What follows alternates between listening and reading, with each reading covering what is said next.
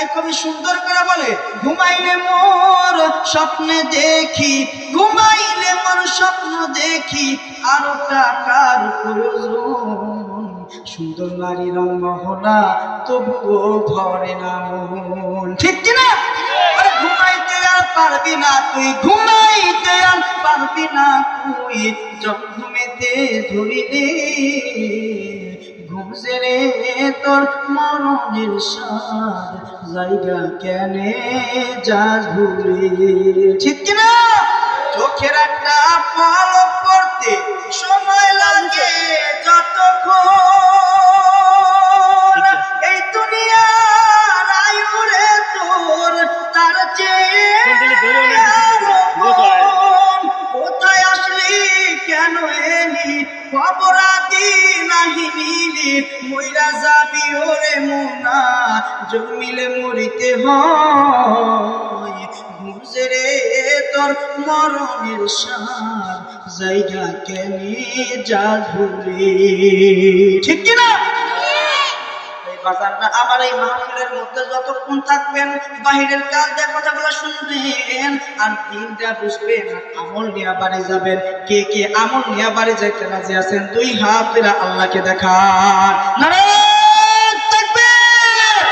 আল কোরআনের আলো, কোরআন হাদিসের আলো, নারায়ে তাকবীর! মাশাআল্লাহ, হাত নামান। এইবার মনে হইতেছে মধ্যমাত্রাকার ছোট গাড়ি করার লোকদের গায়ে জোর আছে, কিন্তু আমার ছোট গাড়ি করার কয়জন লোক বসে এখানে, তার থেকে আমার বাহির থেকে আসছে পশ্চিম পাড়ার বাবারা, পূব পাড়ার বাবারাই বেশি এখানে। আমাদের এলাকার কয়জন? তাই আমরা এই মাহফিলের মধ্যে বাবা মরি নাই, মরার আগে আমরা যেহেতু মরি নাই, মরার আগে আল্লাহ আমাকে আপনাকে 3টা চিঠি পাঠাইছে। জোরে বলেন কয়টা? আমাকে আপনাকে আল্লাহ পাক 3টা চিঠি পাঠাইছে। এই 3টা চিঠি আমরা অনেকেই পাইছি, তারপরে মনে করি আমি আপনি মরবো না। আল্লাহ পাক ডাক দিয়ে বলে, বান্দারে মরার গ্যারান্টি আছে কিন্তু বেঁচে থাকার গ্যারান্টি না।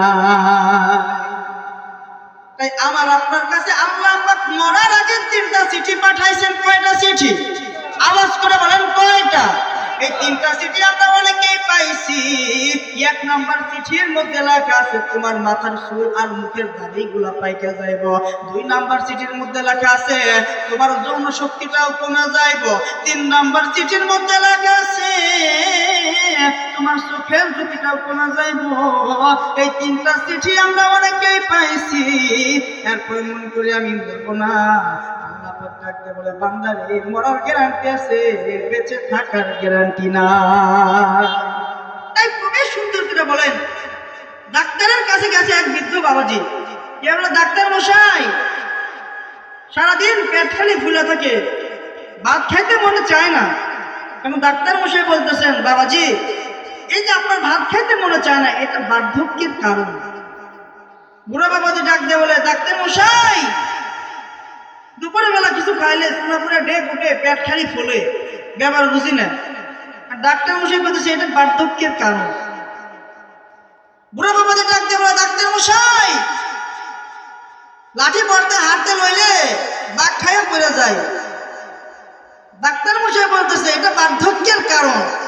এখন বুড়া বাবাজি রাগের চোটে উঠে ডাক্তার মারছে এক চর দেখছে চেয়ার থেকে ফালায়া। এখন ডাক্তার উঠে বলে, বাবাজি আপনি যখন চরটা মারলেন এটাও বার্ধক্যের কারণ।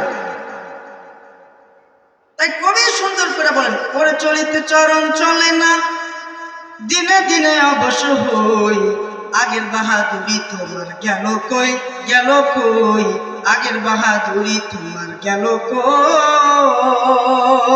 ঠিক কিনা? মাথার চুল পাকিতেছে, মুখের দাঁত লড়িতেছে, চোখের জ্যোতি কমিতেছে, মনের ভাবে চশমা লই, রং চলে না রং তামাশা, অলস হয়ে আছে সেথা, রং চলে না রং তামাশা, অলস হয়ে আছে সেথা, কথা বলতে ভুল করে যায়, মধ্যে মধ্যে আটক হই, আগের বাহাদুরি তোমার গেল কই, গেল কই, আগের বাহাদুরি তোমার গেল কই। ঠিক কিনা? তাই বাবাজিরা আমার, তাই আল্লাহ আমাদের কাছে মরার আগে কয়টা চিঠি পাঠাইবেন জোরে বলেন? আপনাকে আমার কাছে আল্লাহ মরার আগে 3টা চিঠি পাঠাইবেন।